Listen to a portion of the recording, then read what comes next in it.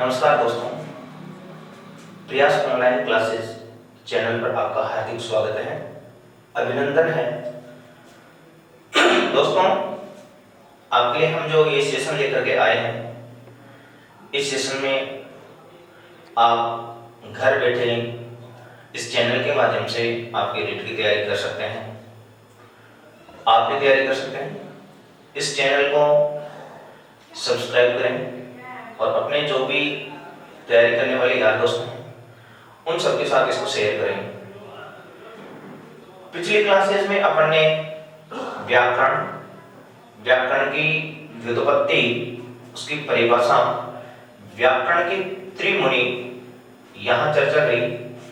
फिर माहेश्वर सूत्र थे, माहेश्वर सूत्रों से संबंधित बनने वाले जो प्रश्न थे, माहेश्वर सूत्र क्या हैं, उनसे कौन कौन से प्रश्न बन सकते हैं, मोटे तौर पर उनके सामान्य से अपन ने जानकारी करी। फिर उसके बाद अगली क्लास में अपन ने जो वर्णमाला का पहला टॉपिक है अपना, उस वर्णमाला के टॉपिक से लेकर के अर्थात वर्ण विचार का जो टॉपिक है उस पर हमने सामान्य से चर्चा करी है कि संस्कृत वर्णमाला में कितने वर्ण होते हैं, पाणिनीय शिक्षा के अनुसार संस्कृत वर्णमाला में कितने वर्ण हैं, उनके बारे में हमने चर्चा करी थी। जाते जाते पिछली क्लास में अपन ने ये चर्चा करी थी कि पाणिनीय शिक्षा के अनुसार जो वर्ण होते हैं उनमें 21-22 वर्ण तो होते हैं स्वर वर्ण, 33 होते हैं व्यंजन वर्ण।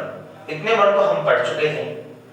स्वरों की यदि हमने बात की तो यहाँ ऐसे कहा था, उकालो अज्रास्व दीर्घ प्लुतः, अर्थात उच्चारण काल के आधार पर स्वरों के 3 भेद किए गए थे, ह्रस्व स्वर, दीर्घ स्वर और प्लुत स्वर।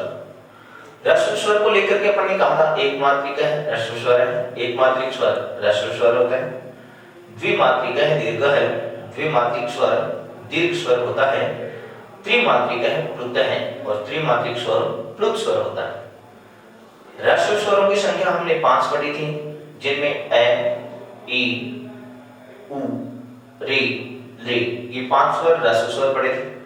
अन्य नाम में अपने इनको एक मात्रिक स्वर और लघु स्वर का नाम दिया था।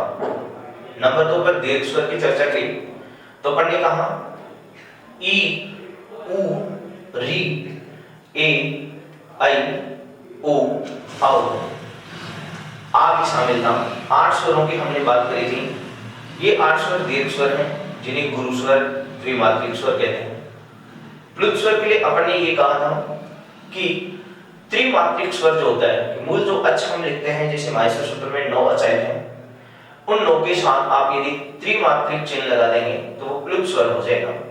प्लुत स्वरों के लिए अपन ने ये कहा था, जब ली को प्लुत स्वर नहीं मानते हैं तो वहां प्लुत स्वरों की संख्या 8 और जहां प्लुत उसको मानते हैं वहां 9 होते हैं। इस प्रकार ह्रस्व, दीर्घ और प्लुत तीनों स्वरों को एक साथ मिलाते हैं तो पाणिनीय शिक्षा में स्वरों की संख्या आपको 21-22 देखने को मिलती है। व्यंजन वर्ण, व्यंजन वर्णों के लिए अपन ने ये कहा था कि व्यंजन वर्ण अर्धमात्रिक होता है, उसका उच्चारण स्वर की सहायता से होता है। व्यंजन वर्णों की संख्या मूलतः अपन ने 33 मानी थी, जिनको 3 भागों में विभाजित किया था, स्पर्श वर्ण, अंतस्थ वर्ण, ऊष्म वर्ण। स्पर्श वर्ण के लिए अपन ने कहा था कैसे मेथड के वर्ण स्पर्श वर्ण होते हैं, जिन्हें वर्गीय व्यंजन और उदित वर्ण का नाम से भी जाना जाता है। यण अंतस्था के आधार पर अपन ने कहा था यण प्रत्याहार के वर्ण अंतस्थ वर्ण होते हैं, जिनका क्रम यवरलय होता है, संख्या 4 मानी गई थी। और ऊष्म वर्ण के लिए अपन ने ये कहा था शल ऊष्मण है, शल प्रत्याहार के वर्ण ऊष्म वर्ण होते हैं। तो यहाँ तक अपन ने चर्चा की थी कि पाणिनीय शिक्षा के अनुसार वर्ण 63-64 हैं, जिनमें 21-22 स्वर और 33 व्यंजन हम पढ़ चुके हैं। आज की अपनी ये जो संस्कृत की क्लास है, इसमें हम जो 54 या 55 वर्ण हम पढ़ चुके हैं, उनके अलावा जो 9 वर्ण बचे हैं, वे 9 वर्ण कौन से हैं, इनकी चर्चा आज की हम इस क्लास में कर रहे हैं। तो ध्यान देंगे, अपने जो 9 वर्ण जहां पिछली क्लास में अपन ने छोड़े थे कि पाणिनीय शिक्षा के अनुसार 9 वर्ण हैं, जो 63-64 वर्ण हैं, उनमें जो 54-55 वर्ण पढ़ चुके, इनके अतिरिक्त जो शेष 9 वर्ण हैं वे कौन कौन से हैं, तो उनके बारे में अब हम डिटेल से विस्तार से अध्ययन करेंगे। तो ध्यान देना, इन 9 वर्णों में 2 वर्ण जो हैं वे तो आपके लिए प्रयुक्त किए गए हैं, अयोग वा है। अयोगवाह वर्ण। और अयोगवाह वर्ण की यदि हम बात करते हैं तो मूल रूप से अयोगवाह वर्ण एक तो होता है अनुस्वार और एक होता है विसर्ग, ये दो अयोगवाह वर्ण। फिर उसके बाद एक वर्ण की यदि हम चर्चा करते हैं तो एक वर्ण आपके लिए माना गया है अर्ध विसर्ग। ये जो आपके सामने चिन्ह प्रयुक्त किया गया है वह चिन्ह है अर्ध विसर्ग का। तो अर्ध विसर्ग युक्त या तो ग हो और अर्ध विसर्ग युक्त ही हो ख, ग या ख। अर्ध विसर्ग युक्त ग ख वर्ण जो होता है उस वर्ण की संज्ञा दी जाती है जिह्वा मूलीय वर्ण। जिह्वा मूलीय वर्ण। इस प्रकार एक वर्ण ये हो गया जिह्वा मूलीय। ठीक इसी प्रकार यदि आप एक वर्ण की और चर्चा करें तो वह वर्ण अर्ध विसर्ग युक्त प, अर्ध विसर्ग युक्त फ। अर्ध विसर्ग युक्त जो प फ वर्ण होता है उस वर्ण का नाम होता है उपधमानीय, उपधमानीय वर्ण। तो आप इस रूप में कह सकते हैं। फिर उसके बाद आप यदि बात करें तो जो चार वर्ण हैं उन चार वर्णों के लिए नाम आता है यम वर्ण।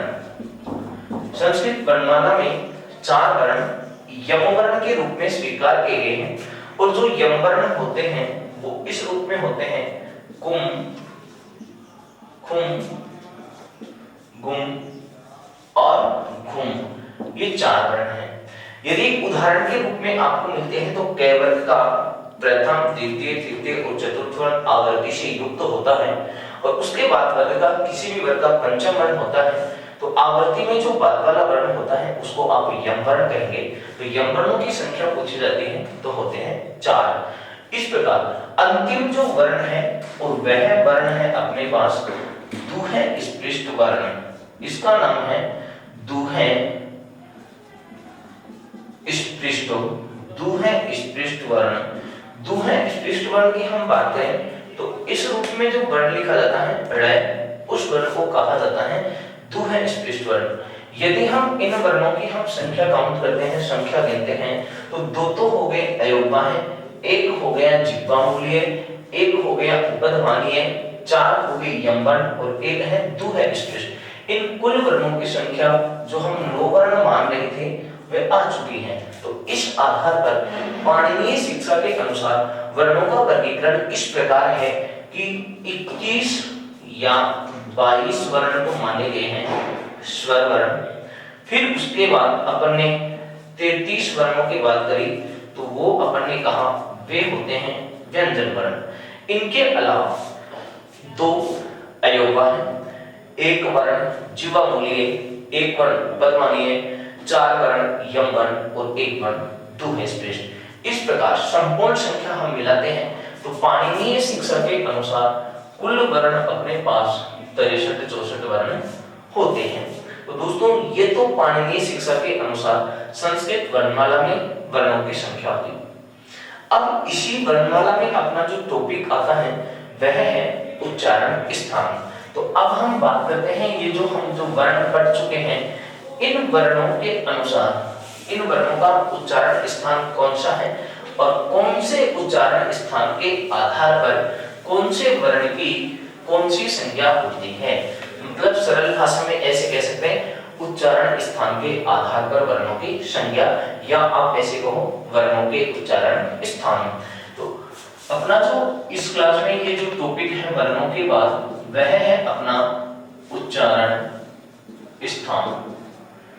उच्चारण स्थान की संख्या की अगर हम बात करें तो मूलतः उच्चारण स्थानों की संख्या 8 मानी गई है और जहां विकल्प में 8 संख्या नहीं दे रखी हो तो वहां अपने को उत्तर मानना है कितना 7 है। तो ये 8 या जो 7 उच्चारण स्थान माने गए हैं वे कौन से हैं, कौन से उच्चारण स्थान हैं, इनके बारे में हम चर्चा करते हैं। तो सबसे पहले तो होता है उरस, जिसे आप उर कह सकते हैं उरस। दूसरा होता है सिरस, सिरस सिरह जिसे हम कहते हैं मूर्धा। तीसरा जो उच्चारण स्थान है वह होता है कंठ है, कंठ। फिर चौथा जो उच्चारण स्थान है वह होता है मूर्धा। उसके बाद पांचवें की हम बात करें तो दंता। छठवें यदि उच्चारण स्थान की बात करें तो अपन ऐसे कह सकते हैं औष्ठव। सातवां यदि हम बात करें तो हम कह सकते हैं नासिका। और आठवां जो उच्चारण स्थान है उसके हम नाम लें तो हम उसे कह सकते हैं जिह्वा मूल। ये 8 उच्चारण स्थान हैं। जहां हम उच्चारण स्थानों की संख्या 7 की बात कर रहे थे वहां आप पुरस नामक जो स्थान है उसके अभाव में उच्चारण स्थानों की संख्या 7 मानी। तो ये तो सामान्यतः अपन संख्या की बात हो गई, नामों की बात हो गई कि उच्चारण स्थान कितने होते हैं। 8 हैं तो वे 8 कौन से होते हैं, 7 हैं तो इन 8 में कौन से को नहीं माना गया।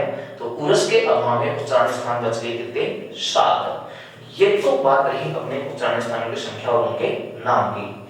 अब हम चर्चा करते हैं कि ये जो उच्चारण स्थान अपने 8 या 7 पढ़े हैं इनमें कौन से वर्ण का उच्चारण स्थान कौन सा है, इस पर हम चर्चा करते हैं। तो मैं आपने ये पढ़ा होगा कि आज से भी पहले जैसे हम माध्यमिक शिक्षा बोर्ड के एग्जाम्स देते हैं तो 10th क्लास में या आपने कभी 8वीं क्लास में ऐसे उच्चारण स्थान पढ़े होंगे। वहां हम सूत्रों के द्वारा उच्चारण स्थान पढ़ते हैं, वो याद रखने का और भी सरल सा तरीका है। तो कौन से वर्णों का उच्चारण स्थान कौन सा है, तो इसके लिए एक सरल सा तरीका मैं आपको बता रहा हूं। तो हम एक एक सूत्रों के माध्यम से इनको ध्यान कर लेते हैं। जैसे कि सबसे पहले मैं आपके सामने एक सूत्र लिख रहा हूं और वो ये है, अकु है विसर्जनीय नाम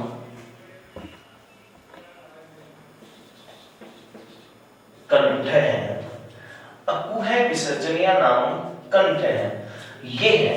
अब इसमें कौन कौन से तो वर्ण हैं जिनका उच्चारण स्थान कंठ माना गया है।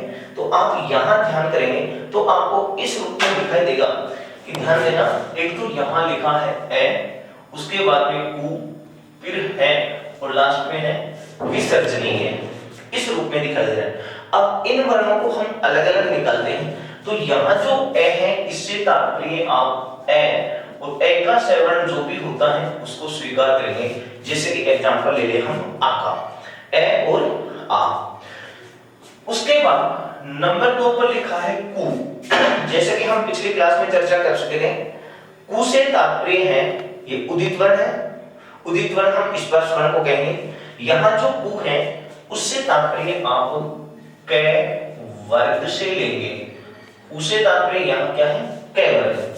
अब कै वर्ग है तो कै वर्ग के 5 वर्ण आप यहाँ काउंट करेंगे, कै, खे, गे, घे और इसी प्रकार जो है वो है नै।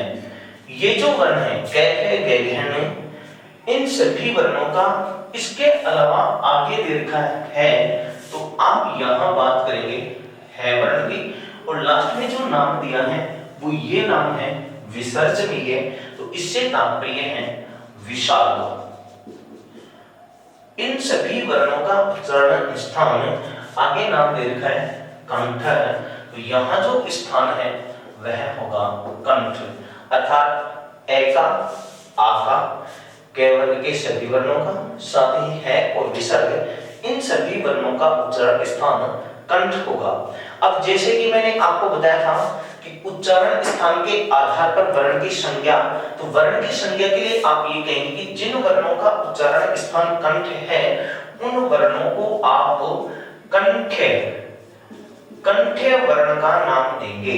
ये इनकी संज्ञा है, अर्थात इन वर्णों का उच्चारण स्थान हो गया कंठ और इनकी संज्ञा हो गई कंठ्य, ये कंठ्य वर्ण।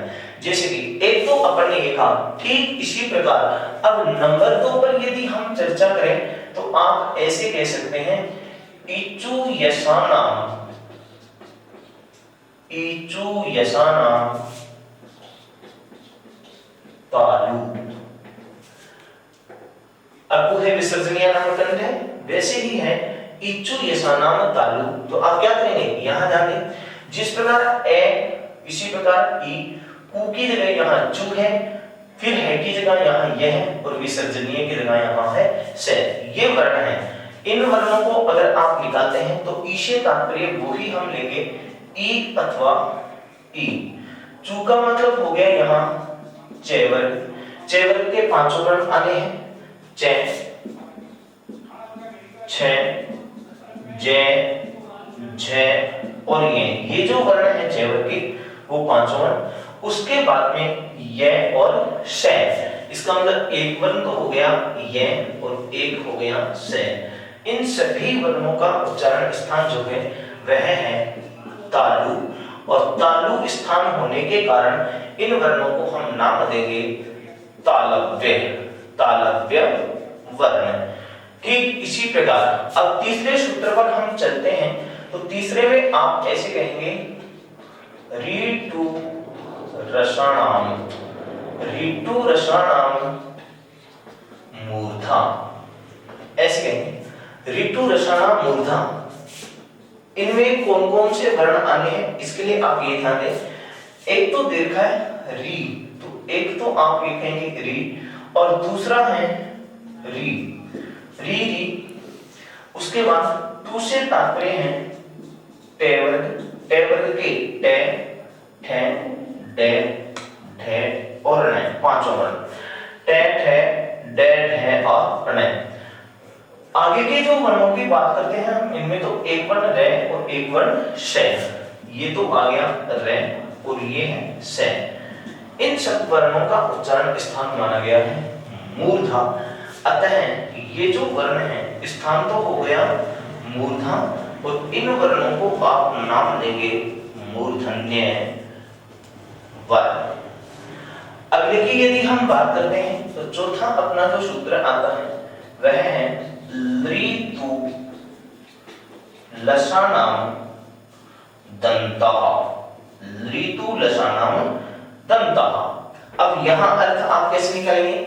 जैसे कि अपन ने ऋतु रसानाम मूर्धा का अर्थ निकाला है, ईचु यसानाम तालु का अर्थ निकाला है, अपू है विसर्जनीय नाम कंठे का अर्थ निकाला है, वैसे ही आप ऋतु लसानाम का अर्थ, ऋतु लसानाम दंतः इसका अर्थ निकाल सकते हैं। कैसे?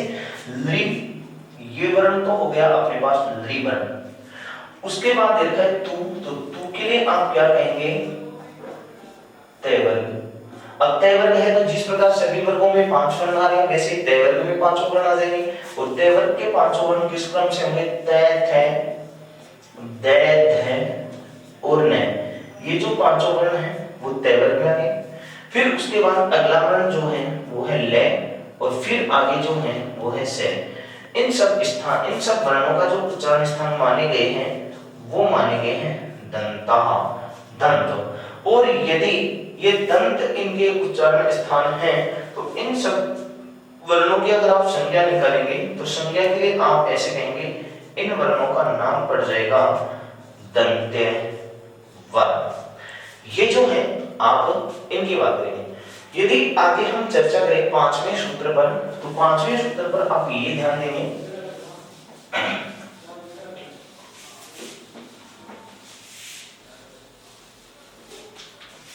अपना जो पांचवा सूत्र है इस पांचवें सूत्र पर आप ऐसे कहेंगे, उपपद मानीय नाम, उपपद मानीय नाम औष्ठव। ये जो सूत्र है अपना उपयुक्त मानीय नाम औष्ठव। अब इस पर भी हम चर्चा कर लेते हैं। तो आप ये देखेंगे यहां पहला वर्ण दीर्घ है उ है तो इसका श्रवण दीर्घ उ भी आप काउंट कर लेंगे। फिर उसके बाद दीर्घ है पु, तो पु से तात्पर्य आप यहां क्या निकालेंगे? पे वर्ग, पे वर्ग के पे, फे, बे, भे और मैं, ये पांचों वर्ण, पांचों वर्णों को पे वर्ग वर्ण में आएंगे। फिर उसके बाद में है उपधमानीय। उपधमानीय के लिए आपने कहा था अर्ध विसर्ग युक्त पे, अर्ध विसर्ग युक्त फे। इन वर्णों का नाम ही है उपधमानीय वर्ण। मतलब पे फे से पहले अगर अर्ध विसर्ग का प्रयोग दे रखा है तो उस वर्ण को आप उपधमानीय वर्ण कहेंगे। और ये जो सभी वर्ण हैं अपन ने कहा उ, पे वर्ग और उपधमानीय वर्ण, इन सभी वर्णों के उच्चारण स्थान औष्ठ माने गए हैं, औष्ठम दोनों ओष्ठ, ओष्ठ द्विवचन का शब्द है ओष्ठ। अतः ये वर्ण जो कहलाएंगे उन वर्णों को आप कहेंगे ओष्ठ्य वर्ण। उसके बाद अगले की यदि हम बात करें छठवें पर, तो आप ऐसे कह सकते हैं यम गणना नाम नासिका च, यम गणना नाम नासिका च। यहां इस सूत्र में चकार का प्रयोग हुआ है, जैसे तात्पर्य यहाँ और से है।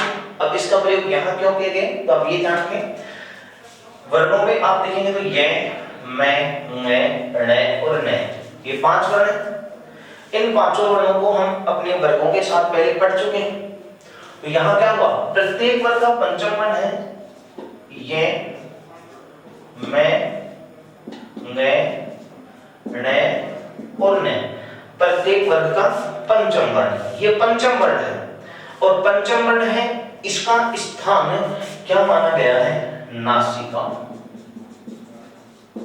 इन वर्णों का स्थान माना गया है नासिका। अतः ये वर्ण नासिक्य वर्ण कहलाते हैं, ये वर्ण नासिक्य वर्ण कहलाते हैं। अब यहाँ आपको ध्यान देने योग्य जो बात है, आपके लिए इंपॉर्टेंट जो बात है, वो बात इस रूप में है कि यहाँ थोड़ा गौर करेंगे कि अपन ने ये जो पांचों वर्ण लिखे हैं, क्या ये जो पांचों वर्ण हैं अपने वर्ग के साथ पहले आ चुके हैं? जी हाँ, ये अपने वर्ग के साथ आ चुके हैं। इसका मतलब ये हुआ कि वर्ग का जो पंचम वर्ण हम बात कर रहे हैं, इस पंचम वर्ण के दो उच्चारण स्थान हो गए। अब ये दो कौन से हो गए, इसके लिए आप कैसे कहेंगे, एक तो हो गया अपने वर्ग का, जैसे कि यहाँ पर हम बात करें, ये मैं वर्ण लिखा है, ये मैं वर्ण यहाँ पर भी है और मैं वर्ण यहाँ पर भी है। तो यहाँ तो हमने इसका स्थान माना है औष्ठव, और यहाँ मैं का स्थान माना है अपने नासिका। इसका मतलब मैं के उच्चारण स्थान कितने हो गए, 2 हो गए, एक औष्ठ और एक नासिका। ठीक इसी प्रकार ये जो प्रत्येक वर्ग का जो पांचवा वर्ण है, उसके उच्चारण स्थान हमें 2 मानने हैं, एक अपने वर्ग का, दूसरा नासिका। हाँ, आप इतना जरूर ध्यान रखेंगे, यदि मान लीजिए अपने एग्जाम में इन्हीं में से कोई सा वर्ण आ गया और फिर आपको उच्चारण स्थान पूछ लिया गया कि बताइए वर्ग का पंचम वर्ण इनमें से कोई सा भी ले लें, फिर उसका उच्चारण स्थान कौन सा है, तो अगर आपको उस वर्ग का उच्चारण स्थान दे रखा है वर्गीय वर्णों के आधार पर, तो आप वो चयन कर लीजिए। हो सकता है आपको वर्ग का उच्चारण स्थान नहीं दिया हो और आपको नासिका स्थान दे दिया हो, आप नासिका का चयन कर दीजिए। अगर ऑप्शन में दोनों दे रखा है, जैसे पहले ऑप्शन में मान लीजिए मैं इस ये की बात कर लेता हूँ, ये का पहले ऑप्शन में आपको तालु दे दिया, दूसरे ऑप्शन में आपको नासिका दे दिया, और जो तीसरा ऑप्शन है इसमें 1 व 2 दे दिया, और चौथा ऑप्शन है उसमें एक्स वाई जेड कोई सा भी, जैसे अपन बात कर ले मूर्धा, ऐसा कोई सा दे दिया। अब यदि आपको चयन करना हो तो आपको तालु और नासिका, तीसरे ऑप्शन में 1 व 2, तो आप ये चयन करेंगे 1 व 2। लेकिन सपोज करो यहाँ 1 व 2 न दे करके आपको, जैसे कि मैं आपके लिए ये से कह दूं, यहाँ दे दिया कंठ है। अब क्या हुआ, यह का उच्चारण स्थान तालु भी है, च वर्ग में आता है, और यह का नासिका है। ऐसे कंडीशन में आप क्या करेंगे, प्रधान रूप से जो उत्तर चुनेंगे आप वो चुनेंगे नासिका। कि ऐसा क्यों, नासिका ही क्यों माना जाता है? क्या हम यहाँ तालु कर दें तो गलत होगा? गलत तो नहीं होगा, क्योंकि अगर हमारे पास तालु आंसर आ गया तो वो इच्छु जैसा नाम तालु वाले सूत्र से यहाँ सही हो जाएगा। लेकिन फिर भी प्रधानता अगर हम देखें तो आप नासिका को देते हैं। इसका कारण ढूंढते हैं, वर्ग का जो पंचम वर्ण है वह अनुनासिक वर्ण माना जाता है, जिसे अनुनासिक वर्ण कहते हैं। तो अनुनासिक वर्ण का उच्चारण नासिका के भाव में नहीं हो सकता है, क्योंकि अनुनासिक संज्ञा या अनुनासिक वर्ण की परिभाषा की हम बात करें तो सीधा होता है मुख नासिका वचनों अनुनासिका है, अर्थात मुख और नासिका दोनों की सहायता से बोले जाने वाला वर्ण ही अनुनासिक वर्ण कहलाता है। यदि ऐसी बात है तो आप क्या करेंगे, भाई नासिका के अभाव में इनका उच्चारण असंभव है, अतः प्रधानता किसको दी गई है, नासिका को। ये भी अपने बात। उसके बाद अगला जो है उस पर हम चर्चा कर लेते हैं सामान्य से।